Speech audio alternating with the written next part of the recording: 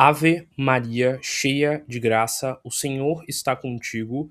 Bendito sois vós entre as mulheres, bendito é o fruto do vosso ventre, Jesus. Santa Maria, Mãe de Jesus, rogai por nós, buscadores de conhecimento, agora e na hora do nosso desenlace, que assim seja. Boa noite a todos, sejam muito bem-vindos a mais um estudo aqui do Centro Espírita Os Humildes de Jesus.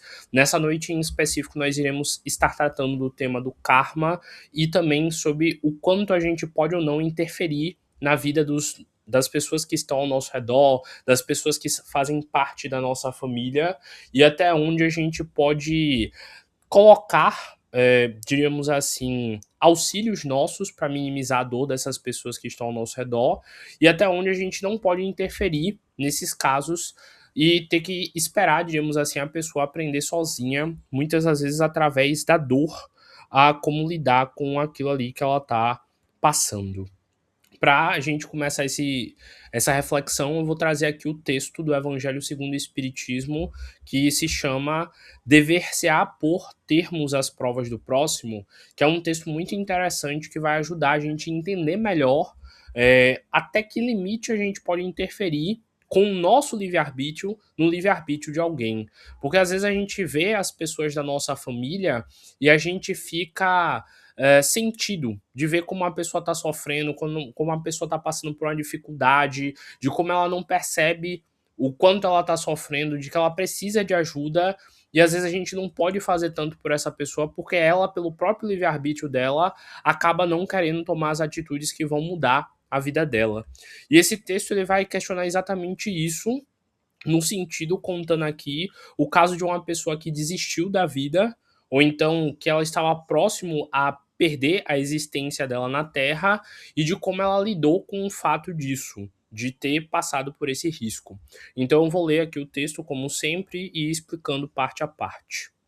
Dever-se-á alguém por termos as provas do seu próximo, quando o possa, ou deve, para respeitar os desígnios de Deus, deixar que sigam seu curso? Então, esse texto aqui ele vai começar refletindo para a gente até onde a gente pode salvar uma pessoa que está doente, salvar uma pessoa que está passando por uma situação difícil e até onde a gente pode intervir.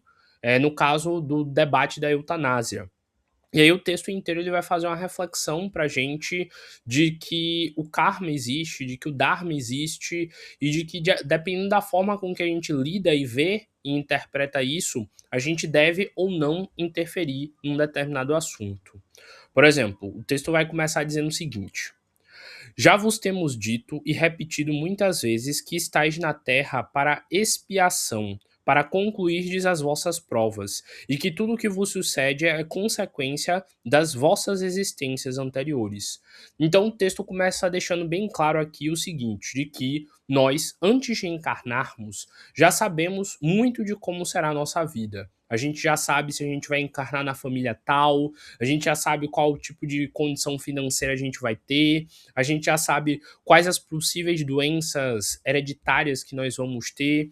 A gente já nasce sabendo muita coisa, porque tudo isso é muito bem trabalhado antes da gente encarnar. E por esse mesmo motivo, muitas das vezes, se a gente for passar por um risco ou por uma situação que a gente possa quase desistir da existência, isso daí vai acontecer já sendo planejado espiritualmente para testar o seu espírito ou para ensinar algo a ele. Então o texto já deixa aqui bem claro, olha, você está na Terra para espiar. Para quem não sabe, espiar é uma palavra que significa algo como pagar as suas provas, passar por dificuldades para que assim você evolua. Para concluirdes as vossas provas. Então a gente está aqui exatamente para pagar nossos débitos kármicos, nossos débitos espirituais e assim poder evoluir. E aí, o texto continua dizendo o seguinte: e tudo que vos sucede é consequência das vossas existências anteriores. Então tá deixando aqui bem claro que tudo que acontece enquanto a gente está encarnado está associado ao karma e o dharma. E de que tudo que acontece durante o nosso processo de desenvolvimento na vida é para nos ensinar algo. Até as coisas mais mínimas que às vezes a gente pensa que nem tem um significado espiritual, provavelmente foi planejado antes de você encarnar. Porque o nível social que você vai estar, o local onde você provavelmente moraria, as dificuldades que você provavelmente moraria nessa cidade, tendo nascido nessa cidade, tudo isso vai impactar em como vai ser a sua vivência espiritual nela. Então, se a gente já encarna sabendo o contexto familiar, o contexto financeiro e várias outras coisas, até os pequenos riscos que a gente vai passar já estarão meio que sendo previstos espiritualmente antes mesmo deles acontecerem, já que pela visão de lá é possível ver as tendências que nós encarnados aqui iremos seguir. Recentemente eu estava vendo até uma palestra do Laércio Fonseca, que ele tem um canal no YouTube muito bom, onde ele estava falando sobre isso, sobre como nossos guias trabalham para fazer a proteção da gente quando a gente está próximo a passar por alguma situação de risco. E sobre como tem toda uma proteção espiritual para que a gente passe exatamente o nível de sofrimento que a gente tem para pagar espiritualmente, nenhuma gota a mais, nenhuma gota a menos.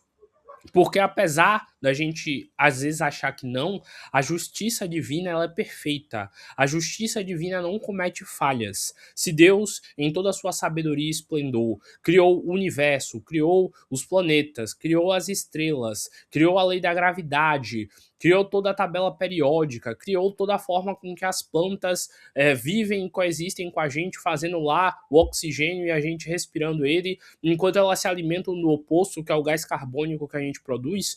Se Deus pensou em todos esses mínimos detalhes, ele não iria deixar de pensar e ele não iria deixar de analisar na hora de quanto a gente ia sofrer, se a gente sofreria um pouquinho a mais ou um pouquinho a menos. Então, quando o texto deixa aqui bem claro que tudo que acontece conosco é uma consequência do que sucede, daquilo que a gente fez nas nossas vidas passadas, absolutamente todas as lições e tudo que você passa tem uma relação com o que você fez. Afinal, se você tem um relacionamento, você escolheu essa pessoa para estar do teu lado. Se você está no emprego, você escolheu aceitar esse emprego. Se você, sei lá, estudou em tal escola, talvez seus pais tenham escolhido por você, mas já era meio que previsto. Então, até nas mínimas coisas da nossa vida, a gente teve o poder de escolha lá atrás, sem nem ter percebido quais seriam as consequências que viriam dessa escolha que a gente tomou. Então, nenhum tipo de atitude, nenhum tipo de consequência, nada do que acontece conosco depois é em vão. Absolutamente tudo acontece com um objetivo evolutivo para cada um de nós. E aí o texto continua. Esse pensamento, porém, provoca em certas pessoas reflexões que devem ser combatidas, devido aos funestos efeitos que poderiam determinar. No caso aqui, das pessoas que chegam a um nível de fatalismo, de ficarem neuradas do tipo, será que tudo tem que ter um aprendizado e um ensinamento? Geralmente os espíritos indicam que a gente tem que tentar viver a vida deixando ela acontecer, deixando ela fluir, controlando, obviamente, para a gente viver coisas boas, para a gente evitar sofrimentos, mas que a gente tem que ter uma certa maturidade para a gente não cair nessa confusão, nesse erro de sair achando que tudo vai ser para você aprender algo. Às vezes você só vai ter que viver o momento e se desenvolver com ele.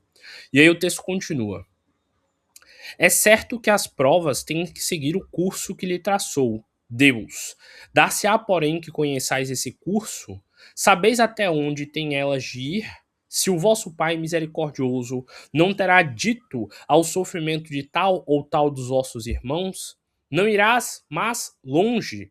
Sabeis se a providência não vos escolheu, não como um instrumento de suplício, que seria sofrimento, mas sim para agravar os sofrimentos do culpado, mas como um bálsamo para retirar ele desse sofrimento e levá-lo à consolação, para fazer cicatrizar as chagas que a sua justiça abrirá. Então está deixando aqui bem claro que, sim, nós podemos interferir no sofrimento das pessoas que estão ao nosso redor, na medida do que a gente puder interferir, porque esse seria o processo da gente realizar a caridade. Seria o processo da gente se importar com o outro, cuidar do outro, fazer algo para essa pessoa viver uma vida menos dolorosa e assim ela se sentir cada vez mais feliz. Então, existem 3 níveis de caridade segundo o Espiritismo. Como eu estou aqui numa palestra espírita, eu vou explicar eles. a caridade material, a caridade espiritual e a caridade moral. A caridade material é a caridade que geralmente todo mundo sabe qual é. É a caridade de dar um prato de comida, de dar uma esmola, de doar um agasalho, de fazer uma boa ação na rua. O segundo tipo de caridade é a caridade moral, que seria você dar um conselho, você ouvir alguém que está passando por um momento difícil, você acolher essa pessoa com carinho e ensinar ela a como vencer esses problemas que ela está passando. Seria você trazer essa pessoa para perto e fazer ela se fortalecer durante esse momento difícil e assim você moralmente com a sua fala, com a sua atenção, com o seu carinho, tá fazendo também uma forma de caridade. E o terceiro tipo de caridade, que é o que todo mundo pode fazer, é a caridade espiritual, que é orar por alguém, desejar o bem para alguém, desejar que essa pessoa cresça, se desenvolva, fazer uma oração mentalizando o nome dessa pessoa, mentalizando que os espíritos que estão ao redor dela deem um espaço para essa pessoa viver melhor. Então, tudo que o texto vai nos ensinando é exatamente o fato de que sim, nós podemos interferir até certo ponto, sim, no sofrimento das pessoas que estão ao nosso redor, para que essas pessoas passem por menos dificuldade. A questão é que, às vezes, pelo livre-arbítrio da pessoa, ela acaba se mantendo numa situação de sofrimento mesmo com a nossa ajuda. A gente vai lá, ajuda a pessoa, ela melhora um pouquinho, quando você vê ela tá lá de novo fazendo a mesma coisa. Ela vai lá, a gente vai lá, faz uma oração, tira os espíritos, afasta os obsessores um tempinho, depois ela começa a pensar coisa errada e volta a viver o mesmo ciclo de dor. Então, a nossa parte é tentar fazer a caridade. A nossa parte é tentar fazer o bem por essas pessoas.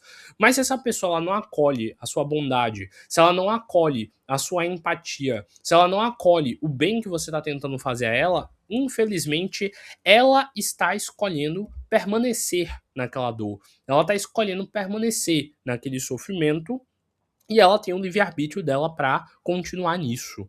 Então, o texto deixa o tempo inteiro claro que, sim, você pode interferir. Ah, sua mãe está passando por um problema, sua irmã está passando por um problema, seu pai tá sendo um problema na família. Você pode fazer orações por ele, você pode desejar que ele melhore espiritualmente, você pode desejar que ele mude o padrão de comportamento dele, mas você não é obrigado a conviver do lado dessa pessoa, sofrendo junto com ela e passando pelos apertos que ela induziu à própria vida dela pela teimosia dela.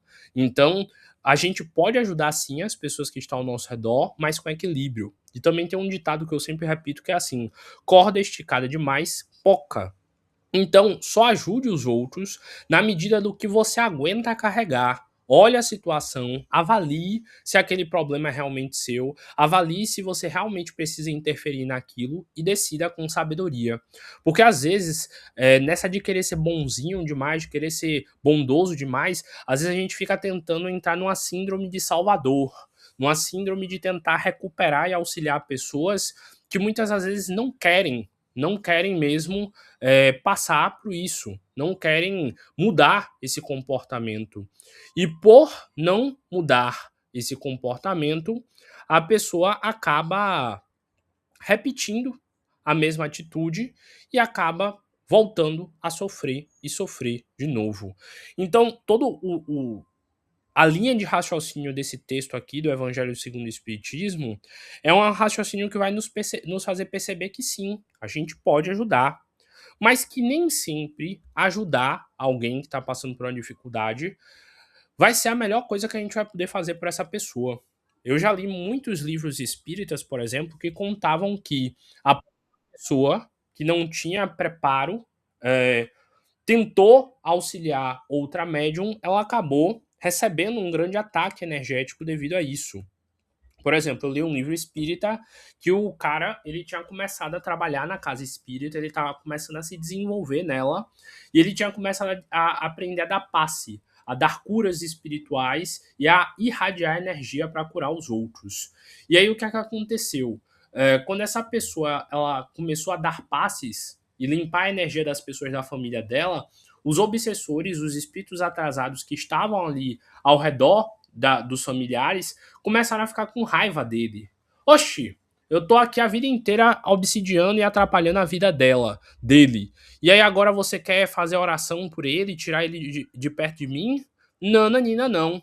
E aí acabou que esse rapaz acabou sofrendo um grande assédio. A família começou a perseguir ele, começou a criticar ele, começou a atrapalhar a vida dele. Não porque a família queria o mal dele, mas sim porque os espíritos da família começaram a fazer uma perseguição a esse rapaz, exatamente porque não queriam ver mais ele limpando a energia da família e resolvendo os problemas daquela família.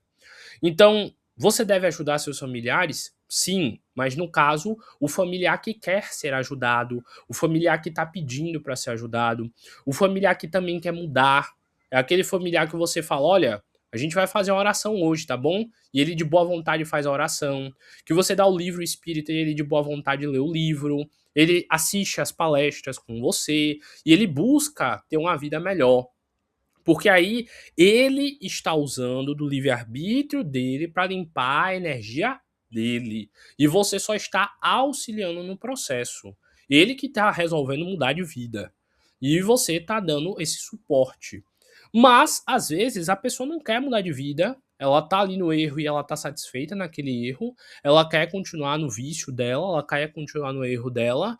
E às vezes a gente vai acabando por se desgastar energeticamente, ficar cansado, ficar triste, ficar desanimado. E a gente fica se sentindo esgotado porque a gente está gastando toda a nossa energia para resolver a vida de alguém que não quer que a sua vida seja resolvida.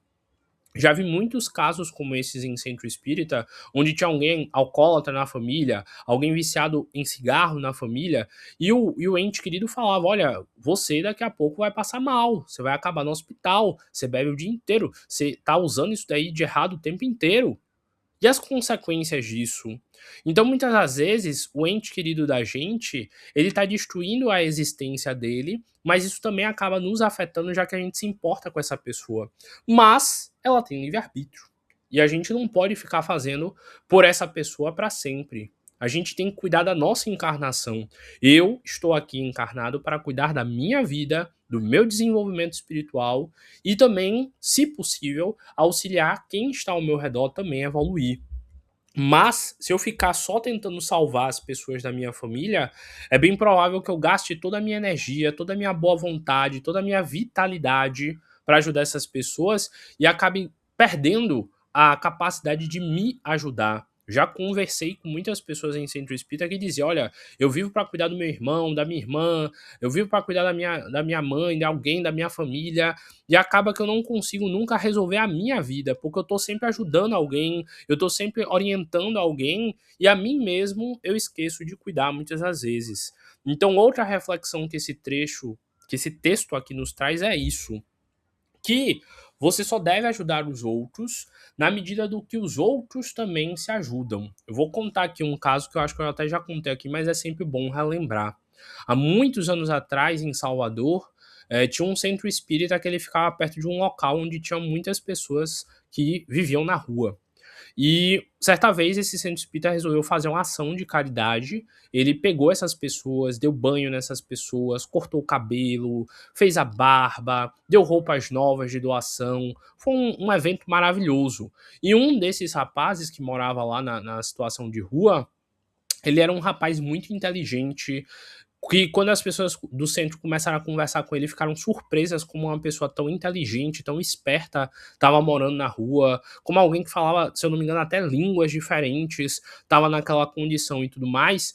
E um dos membros desse centro, que tinha posses financeiras e tinha uma loja, ele resolveu tentar dar uma chance e contratar esse rapaz para esse rapaz trabalhar na loja, porque ele estava choramingando, dizendo o quanto ele queria mudar de vida, que ele não aguentava mais passar por aquela situação.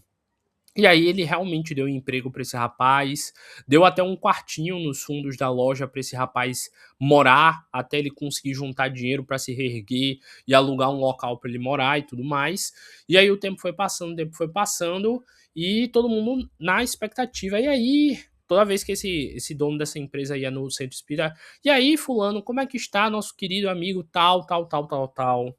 E aí, depois de passar uns 2, 3 semanas, esse dono da loja chegou dizendo que ele demitiu o rapaz. E aí todo mundo: "Oxe, por que se demitiu? Ele é tão inteligente, tão hábil, não sei o que, não sei o que". Ele: "Olha, ele estava dormindo no quartinho no fundo da loja e ainda assim, no horário que era para abrir a loja, ele não abria. Ele dormia até tarde, porque ele saía de noite pra farra e não voltava na loja na hora de abrir a loja.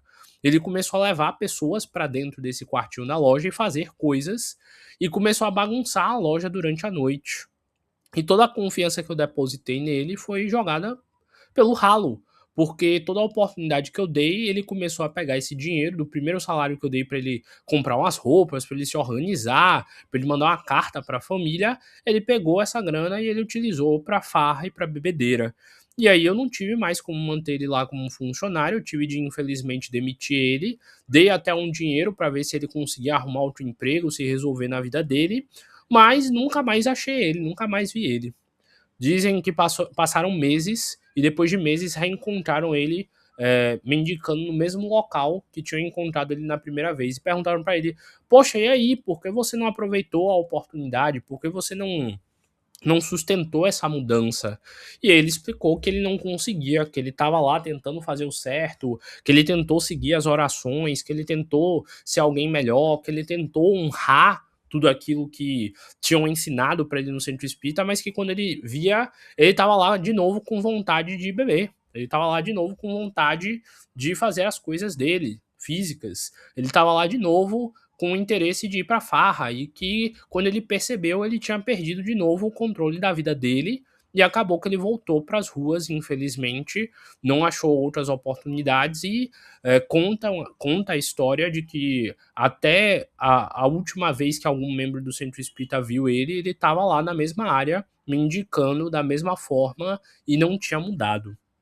Por que eu contei toda essa história?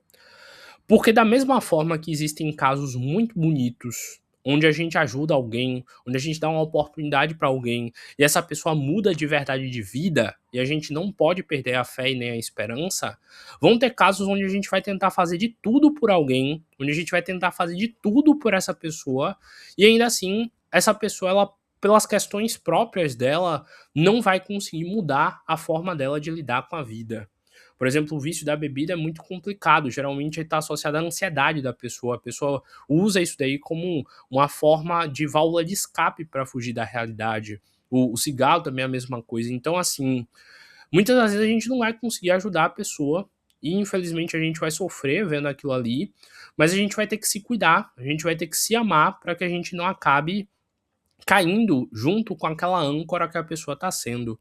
Mas, de novo, eu não estou dizendo aqui que a gente deve perder as esperanças nas pessoas. A gente deve continuar tentando acreditar. A gente deve continuar a tentar a puxar a pessoa e tirar ela daquela situação. A gente deve sempre orar por essa pessoa, fazer salmos, orações, fazer a prece de cáritas, desejando que essa pessoa reaja para sair dessa situação. Mas muitos casos não vai ter o que a gente fazer. Infelizmente, a pessoa vai passar por aquele karma, ela vai continuar naquela vida e você vai ter que ser, entre muitas aspas, egoísta de focar em cuidar de si e deixar aquela pessoa, infelizmente, continuar lá naquela situação.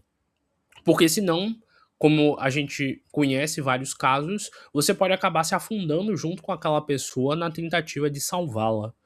Então, eu estou falando isso daqui porque o cristianismo, o kardecismo e as religiões mais ligadas a essa visão de amor ao próximo, de cuidar do outro, elas nos fazem ter uma tendência, às vezes, de achar que a gente tem que morrer lutando por alguém, que a gente tem que ir até o fim tentando salvar a pessoa que muitas das vezes não quer ser salva.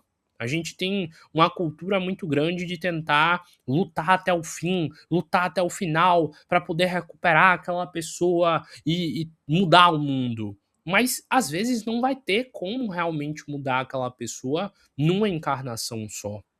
Por exemplo, eu já li muitos livros espíritas onde deixava-se claro que às vezes o mesmo cara ele repetia erros por 3 encarnações no mesmo vício, na mesma tendência. Então não é uma vez só com a gente que a gente vai conseguir salvar isso. Já li livros, por exemplo, onde a pessoa acabava reencarnando numa família super puritana que controlava tanto essa pessoa a ponto dela não ter liberdade nenhuma, para que assim ela não caísse no vício. E ela passava uma vida super regrada, super, sabe, difícil, de não ter liberdade nenhuma, mas pelo menos assim era a chance dela não cair de novo naquele mesmo vício. Então, fica complicado às vezes a gente ajudar algumas pessoas, mas de novo, nós temos as 3 caridades. Ajude quando você puder materialmente, ajude quando você puder moralmente com palavras, com conselhos, liga para essa pessoa, diz: "Ó, eu te amo, sinto saudade de você, como é que você está? Espero que você esteja melhor". Ou se você também sentir que já não vale mais fazer essa ligação, larga lá. Infelizmente, às vezes a pessoa não quer mesmo mudar e melhorar, mas tenha consciência de fazer a sua parte. Tenha consciência de fazer aquilo que te deixe com a consciência limpa para que você se liberte disso tudo.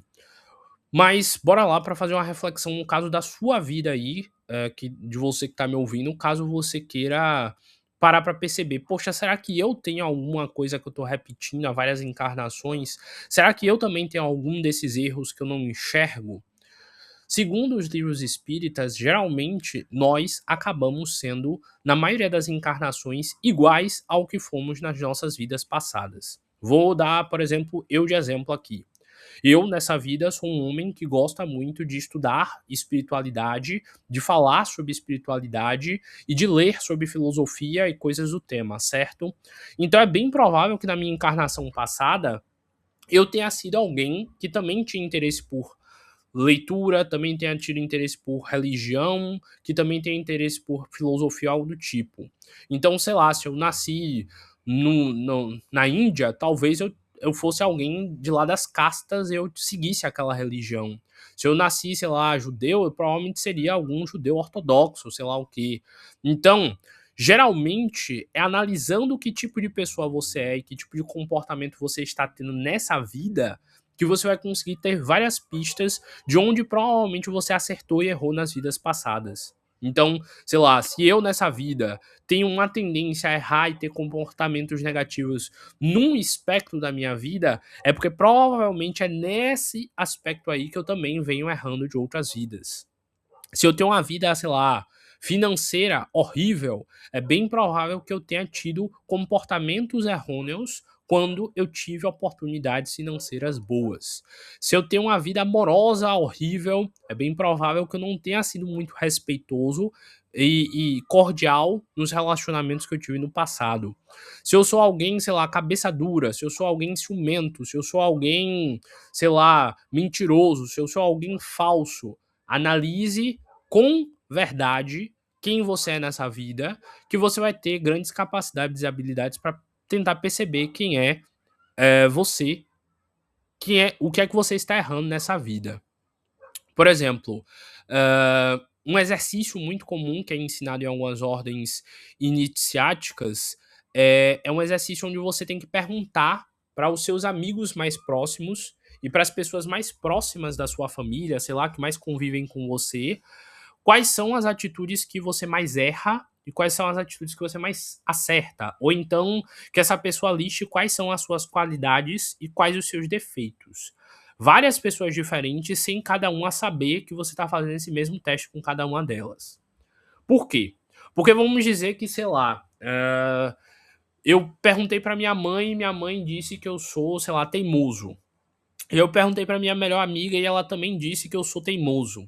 E eu perguntei pra outro amigo meu que mora em outro local e ele disse que eu também sou teimoso. Se várias pessoas falaram a mesma característica pra mim, é bem provável que isso seja verdade, que eu seja teimoso mesmo e que eu não queira nem assumir pra mim mesmo que eu sou teimoso de verdade. Então, quando você faz esse exercício de perguntar para várias pessoas, você vai ter como ter uma noção. Poxa, se eu sou tão teimoso assim nessa encarnação, é bem provável que eu seja teimoso de outras. Mas por que eu falei para você também ouvir e pedir dessas pessoas suas qualidades? Porque é bem provável que você ouça a mesma qualidade de vários amigos seus e assim você possa saber também quais os seus pontos fortes. E assim você vai ter como avaliar. Poxa, então provavelmente em várias encarnações esse aqui é o meu ponto forte, e provavelmente em várias encarnações esse aqui é o meu ponto fraco. Lá na astrologia seria analisando seu mapa astral, os seus trígonos e as suas quadraturas. É lá que você saberia mais ou menos onde você já vem errando de várias encarnações e onde você vem acertando. Também no mapa astral seria o seu Saturno e o seu Quiron. Você pode analisar esses dois aspectos do teu mapa astral que provavelmente vão indicar fortemente onde você já vem errando há um bom tempo e onde você também vem acertando há um bom tempo. E aí, que nem eu tava falando, você vai ter que avaliar porque você, provavelmente, meu lírio do campo que nasceu sem ser semeado, provavelmente também é o problema da vida dos seus familiares. Porque enquanto você vê eles, muitas das vezes, como sendo problemas na sua vida, talvez o seu jeito seja o jeito que gera problema na vida das pessoas que estão ao seu redor, sem você perceber. Porque a gente sempre vai ver o outro como problemático. A gente nunca vai assumir que às vezes a gente também tá errado. Que às vezes a gente também é a pessoa que provoca caso e que provoca zoada na vida das pessoas que estão ao nosso redor. Então é muito importante a gente ter esse nível de, eu diria, autocrítica para a gente refletir. Mas bora aqui que eu vou ler mais um pouquinho do texto, que a gente ainda tem um tempinho até encerrar a palestra de hoje. E aí o texto continua. Atingindo um dos vossos irmãos, é a justiça de Deus que importa que siga seu curso. Então tá dizendo aí, primeiro de tudo, se algo tá acontecendo com essa pessoa, entenda que é a justiça de Deus agindo com ela. E aí continua. Dizei antes, vejamos que meios o Pai misericordioso me pôs ao alcance para suavizar o sofrimento do meu irmão. Vejamos se as minhas consolações morais, o meu amparo material ou os meus conselhos poderão ajudar essa pessoa. O livro é o Evangelho segundo o Espiritismo. E aí o texto continua. Vejamos mesmo se Deus não me pôs nas mãos os meios de fazer com que cesse o meu sofrimento e o sofrimento dessa pessoa. E se não deu a mim também, como prova, como expiação, talvez, deter o mal e substituí-lo pela paz. Vou dar um exemplo aqui para vocês entenderem melhor. Vocês já devem ter visto na internet esses vídeos onde quase acontece um acidente. E nesse quase acontece o acidente, a pessoa sai ilesa. Pra mim, esses vídeos assim são tipo a maior prova de que quando não é pra acontecer com a pessoa, não acontece. Eu já vi caso de, por exemplo, lá na minha cidade, o cara tá indo de carro, o carro quebrar no meio do caminho e curiosamente o mecânico, que é o mecânico que conserta o carro dele, tá passando na hora. Me disse isso não é sorte para poder ajudar a resolver a situação. Já vi casos onde a pessoa ia tropeçar, que ela ia cair no chão de cara de um jeito feio, que ela provavelmente quebraria um braço, sei lá. E na hora alguém foi lá, botou a mão assim, segurou e puxou. Eu já vi um caso aqui, na minha cidade, onde a pessoa estava indo atravessar a rua, ela não olhou direito na hora de atravessar a rua, outra pessoa pegou, segurou ela pela camisa e puxou, e ela deixou de ser atropelada. Então, assim, da mesma forma que Deus, ele sempre vai encontrar formas para te livrar do que você não tem que passar como sofrimento, quando for para acontecer algo de negativo com você, infelizmente vai acontecer de qualquer forma, porque é parte do teu processo de aprendizado. Então, assim, a gente tem que ter muitas das vezes a consciência de ter a maturidade de que nós teremos de passar sim por coisas negativas e isso faz parte da nossa evolução espiritual e que a gente vai ter que também passar sim, às vezes, por coisas positivas e por livramentos para nos testar e para nos fazer perceber o quanto a gente tem sorte. Ou então, não é sorte, é Dharma o nome certo para quando a gente dá essas sortes da vida. E aí o texto aqui deixa bem claro, perceba se na situação de sofrimento dessa pessoa querida aí na sua vida, se você tá aí para ser quem vai salvar a pessoa e puxar ela de cair no abismo, ou se você vai ter que ser, infelizmente, a pessoa que vai ter que assistir esse processo, orando por ela e desejando que essa pessoa mude de comportamento e evolua. E aí, continuando o texto, para a gente já encerrar, que já está dando perto do horário de encerrar a palestra, diz aqui o seguinte, o texto. Ajudai-vos, pois, sempre mutuamente nas vossas respectivas provações, e nunca vos considerem instrumentos de tortura. Então, está dizendo aqui que nunca seremos pessoas que irão aumentar o sofrimento de alguém, mas sim, a gente sempre tem que ser a pessoa que vai ajudar a suavizar o sofrimento de quem tiver ao nosso redor. E aí o texto continua. Contra essa ideia deve-se revoltar-se todo homem de coração bom, principalmente todo espírita, porque este, melhor do que qualquer um, deve compreender a extensão infinita da bondade de Deus. Se você é espírita, se você é cristão, se você tem qualquer religião que produz o bem para o mundo, é seu dever tentar fazer esse mundo ser um local melhor. E aí continua. Deve o espírito estar compenetrado de que a sua vida toda tem de ser um ato de amor e devotamento. Que faça ele o que fizer para se opor às decisões do Senhor, estas se cumprirão. Pode, portanto, sem receio, empregar todos os esforços por atenuar o amargor da expiação, certo, porém, de que só a Deus cabe detê-la ou prolongá-la, conforme julgar conveniente. Então, é Deus que escolhe no final se a pessoa vai ter que passar pelo sofrimento mesmo ou não, se ela vai ficar livre daquilo ou não. E aí, para a gente encerrar o texto, só tem esse último parágrafo. Não haveria imenso orgulho na parte do homem em considerar que, no direito de, por assim dizer, retirou a arma da ferida e minimizou a dor do seu amigo, do seu irmão, de aumentar a dose do veneno nas vísceras daquele que estava sofrendo e assim, para expiação, ó, considerai-vos sempre como instrumento para fazê-la cessar. Resumindo, todos estáis na terra para expiar, mas todos, sem exceção, deveis esforçar-vos para abrandar as expiações dos vossos semelhantes, de acordo com a lei de amor e de caridade.